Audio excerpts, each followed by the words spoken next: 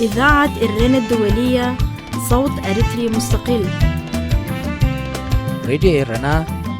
ناصا دمص إرتراويان على توزينا ኣብ የመን ዝካየድ ኩናት ዝመርሕ ዘሎን ኣዛዚ ሓይልታት ልፍንቲ ኣንጻር ግብረ ሽበራን ወራስ ዓራት ሌተናል ጀነራል ፋሃድ ቢን ቱርኪ ቢን ዓብደል ዓዚዝ ዝመርሖ ላዕለዋይ ወተሃደራዊ ልኡኽ ንግስነት ስዑድ ዓረብ ኣብ ኤርትራ ምብጻሕ ኣካይዱ። እቲ ልኡኽ ብ6 ነሓሰ ኣብ ኤርትራ ብዘካየዶ ምብጻሕ ምስ ፕሬዚደንት ኢሳያስን ኣዘዝቲ ሓይሊ ባሕሪ ኤርትራን ከም ዝተዘራረበ ሳውዲ ጋዜጣ ጠቒሳ። ላዕለዋይ ወተሃደራዊ ልኡኽ ስዑድ ዓረብ ናብ ኤርትራ ምብጻሕ ዘካይድ ዘሎ ሕቡራት ኢማራት ዓረብ ኣብ ቀይሕ ባሕሪ ካብ ዝርከብ ገማግም ባሕሪ የመን ኣብ እትስሕበሉ ዘላ ኣጋጣሚ እዩ።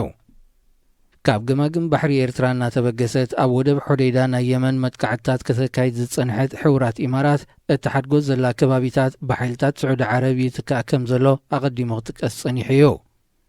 ይኹን እምበር ኢማራት ዓረብ ካብቲ ኣብ ኤርትራ ዝጸንሐ ማዓስከር ክትስሕብ ምዃናን ዘይምዃናን ዝተፈልጠ ነገር የለን።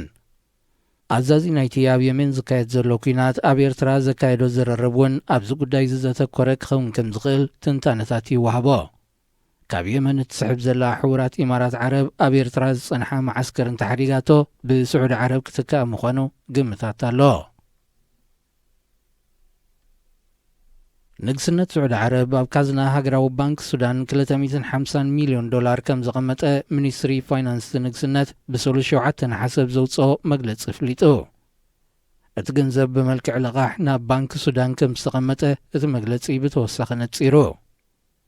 እዚ ኣብ ካዝና ሱዳን ተቐሚጡ ዘሎ ገንዘብ ኣካል ናይቲ ስዑድ ዓረብን ሕቡራት ኢማራትን ንቁጠባ ሱዳን ንምብርባር ዝኣተወ ናይ $3 ቢልዮን መብጻዕ እዩ።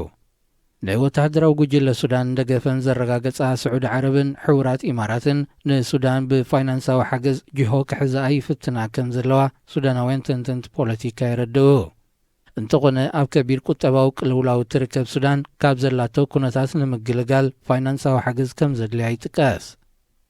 ብስዑድ ዝምርሓ ሃገራት ዓረብ ወተሃደራዊ ጉጅለ ሱዳንን ዴሞክራሲያውያን ሓይልታትን ንዝኸተምዎ ምምስራት መሰጋገር መንግስቲ ዘለዎን ደገፍ እኳ እንተፍለጣ እታ ሃገር ናብ ደንበ ቀጠርን ቱርክን ከይትምለስ ሻቕሎት ከም ዘለወን ክግለጽ ጸኒሑ እዩ። ኣብ ኢትዮጵያ ክልል ኣምሓራ ዝሓለፈ ሰነ ዝተኻየደ ፈተነ ዕልዋ ምትእታው ናይ ግዳም ሓይልታት ከም ዝነበሮ ቀዳማይ ሚኒስትር ኣብዪ ኣሕመድ ኣብ መጀመርያ ዕለት ናይ ዝወርሒ እዚ ካብ ቤት ጽሕፈቱ ዘካየዶ ጋዜጣዊ ዋዕላ ገሊጹ።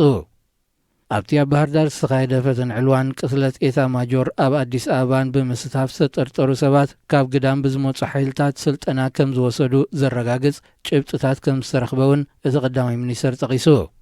እንተኾነ እቶም ናይ ግዳም ሓይልታት ዝተባሃሉ ብምስጢር ተታሒዙ ከም ዘሎ ካብ ምጥቃስ ሓሊፉ ዝርዝራዊ ሓበሬታ ይሃበሉን።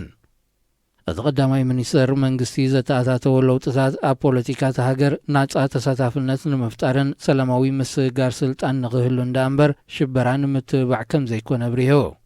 እቶም ዘይሕጋዊ መገዲ ስልጣን ክቆጻጸሩ ዝፈትኑ ወገናት ብገበን ተሓተቱ ምዃኖም እውን ኣጠንቂቑ። ኣብቲ ብዕለት 22 ሰነ ዝተኻየደ ፈተነ ዕልዋ ሃንደስን ተሓባበርትን ተባሂሎም ዝተጠርጠሩ ወተሃደራትን ሲቪልን ዝርከብዎም 350 ሰባት ተኣሲሮም እኳ እንተነበሩ 120 ካባቶም ናጻ ከም ዝተለቁ መግለጺቲ ቀዳማይ ሚኒስትር ኣነጺሩ። ምምሕዳር ትራምፕ ካብ መጋቢት 2011 ኣትሒዞም ናብ ሰሜን ኮርያ በፂሖም ዝተመልሱ በጻሕቲ ሃገር ናብ ኣሜሪካ ብዘይ ቪዛ ከይኣትዉ ዝኽልክል ሕጊ ጽዲቑ።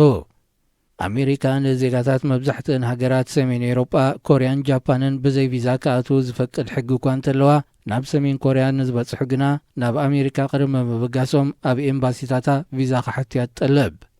እዛ ሃገር ኣቐዲማ እውን ናብ ሱዳን፣ ሶማል፣ የመን፣ ሊብያ፣ ሶርያን ኢራንን ንዝበጽሑ ዜጋታት ናይተን ቪዛ ዘድልየን ሃገራት ናብ ኣሜሪካ ቅድመ ምብጋሶም ቪዛ ክሓቱ ዘስገድድ ሕጊ ምውጻእ ይፍለጥ። ኣሜሪካ ምስ ሰሜን ኮርያ ብዝተፈላለየ ጉዳያት ኣብ ምስሓብ ከም እትርከብ ብተደጋጋሚ ክግለጽ ጸኒሑ እዩ። ክቡራት ሰማዕትና ዜና ኣብዚ ተፈጺሙሎ። إذاعة إرن الدولية صوت أريتري مستقل.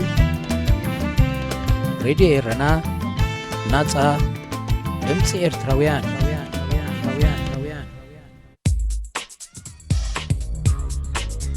مدام منسيات ኣብ ሬድዮ ኤረና سلام زخبركم سمعتي راديو إرنا في لايك أمدب من إسيات كمي تغنيو كموت رحموس نلوم زبلنا يوم مدب حزنا أبساعتنا ترخيبنا لنا كسافت أمي مدبنا مسانا خد صنحو بخبر زعدمكم أخبرت محارئ سنايت صنحوت مدب من إسيات عبريدي إرنا دهاي مزحف زحلف قنيات تاب كتما كامبالا يغواندا حنت مزحف جزاء رسخا مفلات اتبل تمرق الله اتا مزحف كابتا the monk who sold his Ferrer اتبل نيروبين شارمان كاب قانقوا انجليزينيا ستترجمت كوينا ترجمة زا مزحف دما قويتو سهلة يبهال ترجمي قويتو سهلة قد محجون شوعات تتقمت بهاريات اتبل مزحف كم سترجمة يفلت إذا جزاء رسخا مفلات اتبل مزحف فليت زبلا كابتا قدامي تجن أب سدت بمخاني أب كتما كامبالا استفل عليه ممرقتا يكايديوم ناي مصحف ممرقتا جن إزي ناي فلا ما ترئي نصحف تدما صبوق تسفان مصان زخفت بمخانو نتا مصحف زجمجمه من إسي فيليمون كمون أبتا مصحفاتو كيرو تمسطو زغربه في الشالة تسفاي نتا أقاطامي ناي كلنا تسفان مبرهتنيو كبلو كيلومي مصحف جزاء رسخا مفلات أبسنو لبونا بمدهب بخمين جزاء رسخان هيوت كان كمتسرع التبره كوينا نزا مصحف فلي زبلا كابتناي سلن لبونا مصحف بملكع لبولداوي أزناتوا نحاد فلوت وي لولي طبقا جوليان مانتل زبهال هابتام نزنبرو هيوتن هابتن بمرأي دحيروغن جوليان اتهابتي بزي جزاء رسخا مفلات زمتص بمخانو كلو ناي كونتنت كونتو خوينو سلستسمعو نخلو هابتاتو رحرحو ناي سيفانا بالحتات وي ناي سيفانا طبب نمقساميو ناب غوبوتات هيماليا زقعز سيفانيا بتنتاوي اف تاريخ نبرت هنداوين ناي دسيت برهان مالتيو إلوميم ززنتو جوليان جنا اب غعزون كلو مس حدا طبيبان سيفانا ترخبمو بحبر كا ناب سيفانا ناخدون كلو كابتي طبيبان فلاسي سيفانا تموكرون فلطتن النقسمه يخيد كم زنبره منفسو ينغرو نيرو نايتي فلاسي طبيبان سمو يوغي راماني زبال أمون عرك جوليان كم سنبره دما أبتا مصحف تزنتيو يركب رامان نجوليان شوعات مسرتاوين السرعتات نمجمريا غزي خا نغرو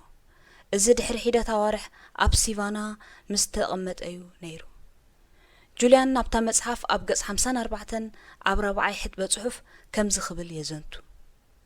يوغي رامان كمهرنين كلو شوعات نعاوت سنات أبوشتي حدا مستيراو تاريخ تتأرنفهم كم زركبو ناجروني النابلة نتنايك أدم عركون مسانحتون زنبرة نايزا مصحفا زنتاون زخونة نجون النعللو زبالوي إذا مصحف بملكع ملست تتصحفت كوينا اتزانتا دما بجون استبهال عركو زنتو جون جوليان أبزا مصحف كقلصون كلو أزيفو للطبقة زنبرة كاب معالتي نام معالتي هابتو زونجف زنبرن بعال فراري مكينان أوني نيرو عدميون اشتوكوان تخونه قدسوغن ببزحي مستن شغارانيو مثلني أبسوساتات عدمه زركب سبعيو زمثل نيرو دحيرو ناب خرانات هيماليا ناب طبيبان سيفانا مخادوغن أزيو تلويتو فتسوم نشتي سب مسيلو اتعطرطر زنبره قدسون أزيو دس زبل ترئيتيو خوينو اتهوخن وعين بهرياتون ناب أزيو قسنون ملوء منفس بمغيارو لومي كالق سبيو نعي بمباليو زغلصو اتزانتا خا يقصل بتوسخي دما اتي كل زانتا جوليان كابسيفانا مستملسه نتي مسارحتو زنبره جونيو ان زنتولو زره بخمي كم استغير خا يزنتولو ممصو كابسيفانا دما ننفسو طراي مغيار زيكونس نتوم نغزا رسوم كفلطوا نزيكالو سبات بخمي نغزا رسوم يغيرو نخمهروم دلو كم زنبرون نجون عركو أزنتولو نت مغيار كا بجون الناجمرة يرأى مصحف جزاء رسخا مفلات 220 كلتن قصات زحزت كوينا أموداتا زا مصحف كا دحر بايتا دراسي روبين شارمان تصحيفو الله روبين شارمان أبشحن شعتبيت السوسان حمشن أب هاجر كندا استولده كنداوي زيجنت زلوو وري مداري كإلا مويا مرحنتن طبقا بعاب إدما دراسي ገለ ካብ ድርሰታቱ ድማ ዘመንኩ who sold his Ferrari, the leader who had no title, who will crime when you die, the greatness died ዝብላን ካልኦትን ብዙሓት ደረሰ እዩ መጽሓፍ ዘመንኩ who sold his Ferrari ወይ ገዛእ ርስኻ ምፍላጥ ዛጊት ብልዕሊ 7 ቋንቋታት ተተርጉማ ኣላ ብቋንቋ ትግርኛ ድማ ጎይቶኦም ሳህለ ተርጉሙልና ኣሎ ብስም ነበብቲ ድማ ኣብታ ኣጋጣሚ ዝተረኸብና መንእስያት ምስጋና ብምቕራብ ንኽነንብባ ድማ ብህውኽ መንፈስ ክንገዝኣ ተጓይና ኣብ ከተማ ካምፓላ ቅድሚ ሕጂ መመረቕታ ባራትን ሆቴላትን ወይ እውን ካልእ ትካላትን እምበር ናይ መጽሓፍ መመረቕታ ተራእዩ ኣይፈልጥን እዩ ኣብዚ ከተማ ቅድሚ ሕጂ ብዙሕ መጽሓፍቲ ዝተደርሱ ወይ እውን ዝተተርጎሙ እኳ እንተነበሩ ተመሪቖም ወይ ከመርቕ ሓሲበ ዝብል እውን ኣይነበረን በዚ ኸኣ ገለ ለባማት ኣውፈርቲ በቲ ተበግሶ ስለ ዝተሓጎሱ ናይ ገንዘብ ሓገዝ ገይሮሙሉ እዮም እዛ መጽሓፍ ወላ እኳ ሕጂ ክውንቲ ኮይና ናብ ነበብቲ በፂሓ እንተላ ቅድሚ 2016 ተተርጉማ ኣብ ክፍሊ ሴንሱር ኣብ እንዳዜና ነይራ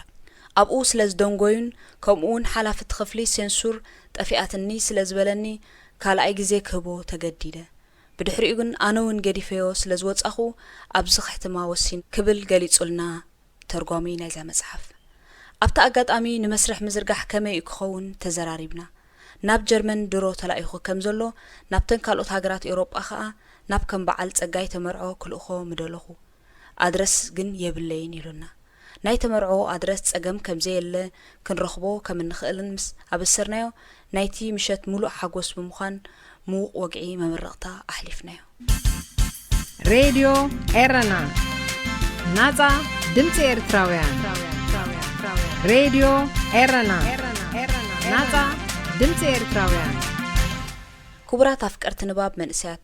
በዚ ዝተጠቕሰ መሰረት እዛ መጽሓፍ ኣብ ቀረባ ግዜ ኣብ ሙሉእ ዓለም ተዘርጊሓ ድልውቲ ከም ትኸውን ከነበስረኩም ንደሊ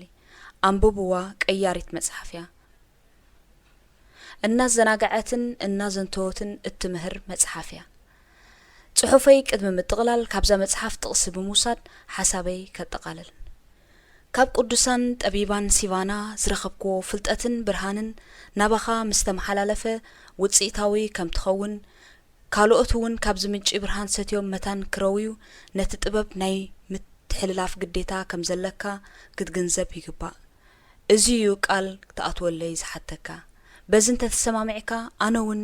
ንዮጊ ራማን ዝኣተኽዎ ቃል ኪዳን ንኸኽብር ክትተሓባበረኒ ኢኻ እዛ ጥቕሲ ጁልያን ነቲ ካብ ጠቢባን ፈለስቲ ህንዲ ሲቫና ዝረኸቦ ፍልጠትን ጥበብን ንጆን ዓርኩ ቃል ክኣትዎን ከሎ ትዛረብ እያ ሰናይ ንባብ ይግበረልኩም እቶም ነዛ መጽሓፍ ዝወነንኩማ ተስፊት አብርሃም ካብ ካምፓላ ሬድዮ ኤረና ናጻ ድምፂ ኤርትራውያን ሬድዮ ኤረና ናጻ ድምፂ ኤርትራውያን ዝኸበርኩም ተኸታተልቲ መደብ መንእስያት ንሎም ሐሙስ ዝብልናዮ መደባት ከም ዝተኸታተልኩም ወይ ነይሩ ኣብ መደብኩም መደብ መንእስያት ንዝህልወኩም ሕቶ ይኹን ርእይቶ ከምኡውን ብትሕዝቶታትኩም ክትሳተፉ ምስትደልዩ በአድራሻና radioerena@gmail.com ከምኡውን ብቁጽ ቴሌፎንና 0049 71 61 50 77 624 ክትውከሱና ትኽእሉ ብተወሳኺ ብናይ ፌስቡክ አድራሻና መደብ መንእስያት ኣብ ሬድዮ ኤረና ኢልኩም ሰርች ብምባል ክትረኽቡና ከም ትኽእሉ ንሕብረኩም ምስ ተረፉ መደባት ሬድዮ ኤረና ንሓድጋኩም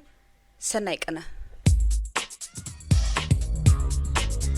መደብ መንእስያት ኣብ ሬድዮ ኤረና